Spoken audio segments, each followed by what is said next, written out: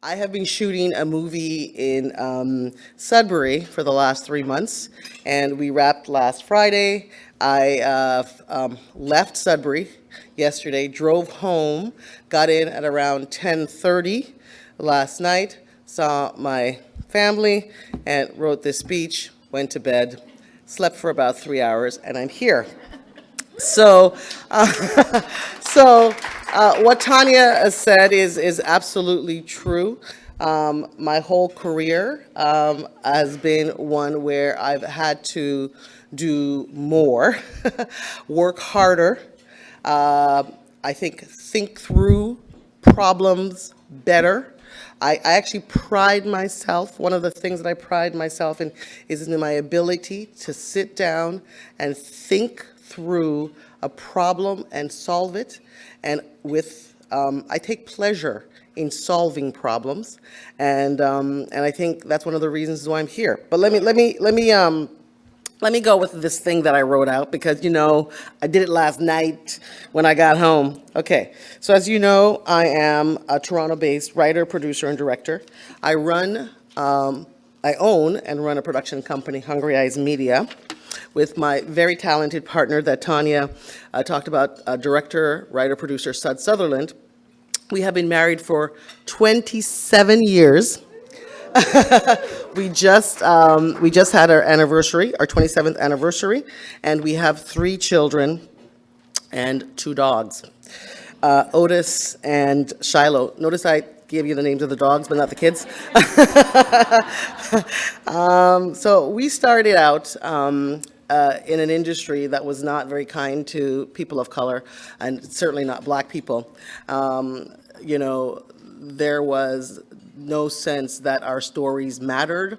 At the time, there was Clement Virgo, and there was Spike Lee across the pond, and Spike Lee inspired Suds and I, and Clement inspired us. But through watching movies and reading, I had a sense of a bigger world. And then through these guys, Spike and Clement, Suds and I thought we could do this work. And then we met the industry and hit hard into systemic racism, which really undervalued our stories. And we thought, okay, so how could we do it? So we began by doing music videos, because at the time, music videos was a big thing. Like, Much Music was everywhere, MTV was everywhere, and that, truthfully, was where you would actually see Black people. They were almost nowhere else, And so we started making music videos, and the very first music video I did was nominated for a music video, MTV, what is it called? A Much Music, Best Music Video Award. And I thought, gee whiz, this ain't so hard. Well, it was hard, but it was like, hey, awards come with this. And then people started hearing about my my producing. And I say producing because I'm completely self-taught. I did not actually go to film school, although my partner did. And we got together, and I decided that I was gonna do this thing, and I was gonna learn it. And so the music videos. So I produced about 15 to maybe 18, because a couple of them didn't work out, music videos. Got a couple more nominations. A friend of mine asked me to line produce a short film, Kalina Phillips, and I did that, and that got into TIFF. And I thought, what's this TIFF thing? You mean like festivals? There's this, I'm telling you, it was like learn as I go along, right? And that was amazing. And I thought, okay, so Suds and I thought we could have a career here. So then we were like, how do you do it? So then we looked around and we saw, okay, you make a short film, or you make a really good short film, and then you make feature films, and then you keep making feature films. That's what we thought. We had it sort of right. So we went about making our first short film, and I want to tell you one of the stories of my life. So at the time, there was a Canadian broadcaster that had a competition for a short film competition. And so I applied for grant funding, which I got a bunch of it, but we wanted to get this money because I think it was like a $20,000 prize and a license to air your short film on that channel. So it turned out there were three competitors. We were one of the three, and guess what? The only black team, actually the only people of color. And we go and we pitch our little hearts out, and then they came back and they called us, and we were really nervous, and they said, "We just don't think you're ready. We're sorry. We're giving it to the other two." 3 months later, I finished that short film. We sent it to a small little film festival called the American Black Film Festival. We were at the time, we were the only black team to be accepted into their short film competition, which gave a $20,000 prize and an HBO license. We win that. I think we're still the only Canadians to have won that. And that film went on to sell all over the world and air on every channel in Canada practically. And it was a short film, and it actually helped me buy our first house. Okay? And the irony here, 3 months, and by the way, those other two filmmakers, they're not making films. So the idea, so people tell you things like, you're not ready. And if you believe them and you stop, then nothing happens. A part of my DNA is that I just want proof. I want you to show me how I'm not ready. I want you to show me how I'm not good enough, And so that has been really an important part of my journey. So and I want to say something about the journey I've had. I did a count, and my company has been producing award-winning content for a very long time, because from my last count, which was about a month ago, we have won 48 national and international awards and have been nominated for another 65. And that includes the 5 CSAs that Tanya referenced. And yeah, my first directing win, which was, really special for me, because I actually, a lot of people know me as a writer and a producer, probably a producer first, and really not as a director. But the very first film I made in the industry, professional film, was a documentary called Speakers for the Dead, and I co-directed that. And I loved it. I mean, I spearheaded it. My partner, Suds, he was always a drama guy, and he always wanted to make drama. And when I made that documentary for the National Film Board with him, it was very clear that it was my passion drove that, and it was an excellent process. But guess what? I'm a woman, and we had kids. In fact, when I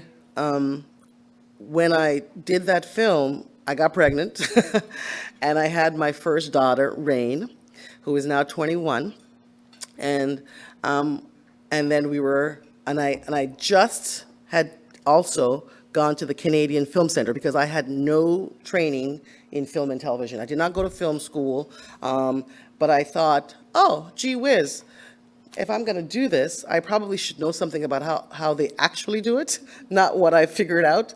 And so I went to the Film Center, and it was also because we had done this successful short film, and I wanted to meet the gatekeepers, because what I'd also figured out was that there are people who said yes, and those same people said no. And I figured if you didn't know them, they would say no a lot faster. Right? So I figured that out. And I got to tell you, I mean, my mother, is a Jamaican woman, came here on a vacation visa, went into hiding for a year when there was amnesty, and got her papers. She didn't have formal education. We actually helped her get her sciences so that she can become an RNA. So there was no one at home teaching me these lessons. It was kind of like figuring these things out. And like I said, very clear to me, you got to know some of the people who are making the decisions or nothing happens. So the Film Center felt like a good place to start, since it was really the only place I knew about. And I got into the Film Center, which was excellent for me because they did introduce me to the gatekeepers. They also, though, looked at the feature film we were trying to make, Love, Sex, and Eating the Bones, and they had their own ideas for it. They wanted to make it darker. This is a crazy romantic comedy about a guy who's addicted to pornography and falls in love and can't get it up, and it's raunchy and it's silly and it's fun, and it also won the best first feature at TIFF, something that no other Canadian, Black or diverse Canadian has done yet, I believe. But they looked at the film, they looked at the script, and the script, because it wasn't a film at the time, and they were like, it needs to be darker. It needs to be full of angst. It has to be like, really sad. And we're like, but we don't want that. That would really depress us. And like, who wants a depressing porn guy, right? and they were convinced. They were completely right. And then they said, go on with your weird film. Good luck, because we know we're right. And we took it to, and at the time, because it was my first feature, we took it to some executive producers. And sure enough, it was like, this is a really interesting idea, but I just feel like the main character, his journey should be like, dark and like, again, angst, all that Canadian stuff that we see, right? And we were like, this is not the film we're trying to make. And so my job was to make the script so good with my writing, with Suds, because I co-wrote the story with him, but he wrote the script and he directed it, was to make the script so good that they couldn't turn it down. And ultimately, that's what happened at Telefilm. And also, I got to know the people, gatekeepers. And so we get greenlit and we make the film, and the film wins all kinds of awards, and it goes international and all kinds of sales and really all of this wonderful things. But again, it was another situation where folks had a different idea about what our film was, who we were, and what we should do. And we stood fast in the doing. But here's the thing. Worked our butts off and really just made it so good. You have to put in the time. A lot of people make work, they write something, and then it doesn't happen. And then they walk away and they say, oh, they didn't get it, that's whatever. And so that's what I've always understood. I've always understood that it's a symbiotic relationship. You have to figure it out. You have to figure out what they want and provide enough of it, but also hold on to the integrity of what you really believe in. Because what you really believe in and the passion you have for it, the unique voice you're bringing to the table, that's what's going to stand out. So, so let me flip back now to the kids. Okay, so while I was making Love, Sex, and Eating the Bones, my oldest daughter was 10 months old when we went into production, and I discovered I was pregnant. So here I was breastfeeding, because I'd made a vow to breastfeed all my kids to 1 year, which I did. The last one, 1 year and 6 weeks. So I was breastfeeding. I was frickin' tired, and then I'm like, what the heck is happening? And I'm like, oh no, this can't be, because I'm in production, I'm in prep. And I go to the doctor, and sure enough, I'm pregnant. And I was like, okay, I'm in prep. I got this. I got to do it. So we tried to take my oldest daughter to daycare. She refused. She cried every day for 2 weeks nonstop. She did not want to be away from us, did not want to be away from me. So, solving problems, how do you solve it? We got a nanny. So I took whatever my fee was, I was like, a part of it was going to be to pay a nanny, and that nanny was going to come to production and be in the production office with me and with my daughter every single day. That was one solve. The second solve was, well, I was growing this baby, and so what do you do? So, I mean, for me, it might sound like a small thing, but I changed my diet. I am an incredibly healthy eater. I love food, but I eat so well because I know that I have to be strong. So all this thing of this junk, I don't do that. I eat. Believe me, a lot of food. Give me all the good stuff. But I had to really think about how do I keep my body strong to do the work I needed to do. And I think as filmmakers, we really have to think about that. So that was the other thing. But when we were in production, what we realized was nobody was rooting for us. I mean, we had a crew where our crew, they were making their own short film with our equipment during lunchtime. Okay?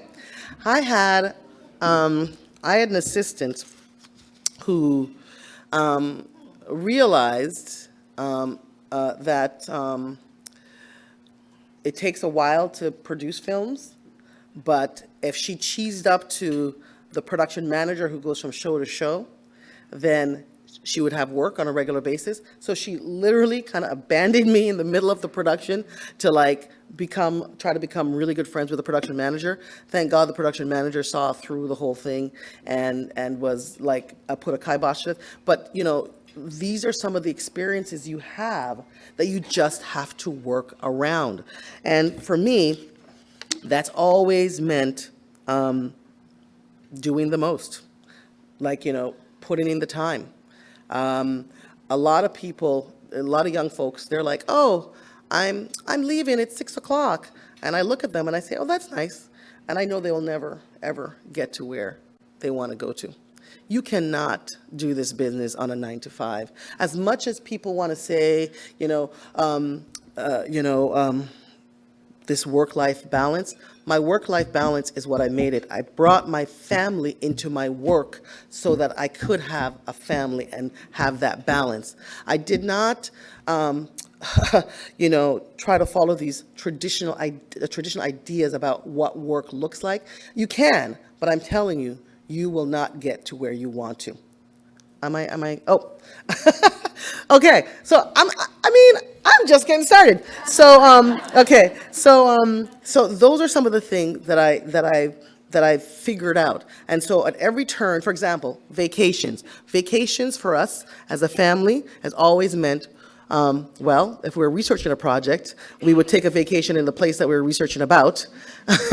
Okay, we would make sure we stayed at somewhere there would be great activities for the kids. We would actually take the entire afternoons with the kids, do whatever they wanted, evening, have a great supper with them, put them to bed, and then go to work and work till 12 or 1 o'clock in the morning, rinse and repeat in a beautiful location. So it was always about figuring out how to make things work.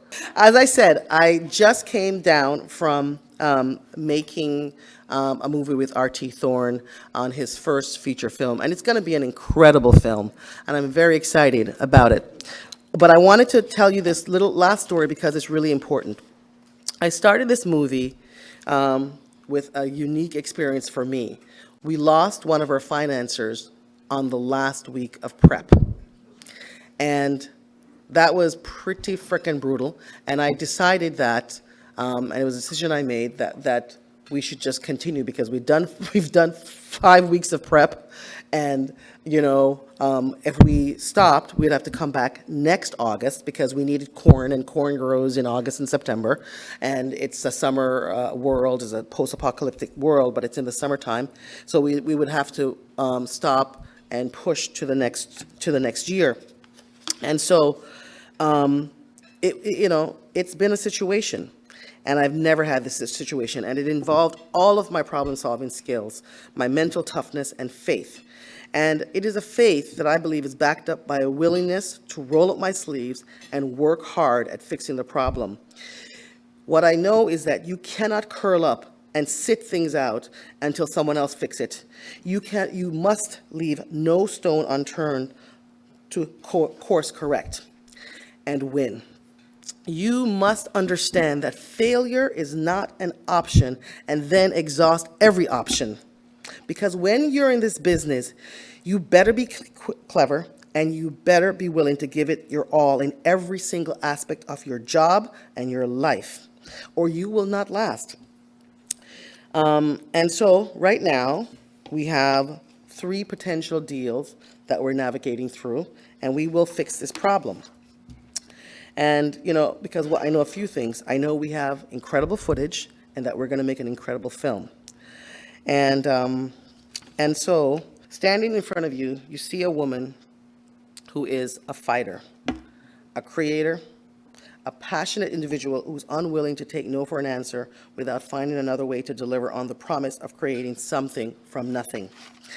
That is what creation is, taking an idea of something and bringing it to life. It is a privilege to do this work, and while it's not easy, it can be joyful, collaborative, passion-filled. I am grateful to God to do the work that I'm doing. I'm grateful that after many years, I'm still standing here with you today to share a little part of my narrative with you. So I say thank you for listening and stay tuned. Okay.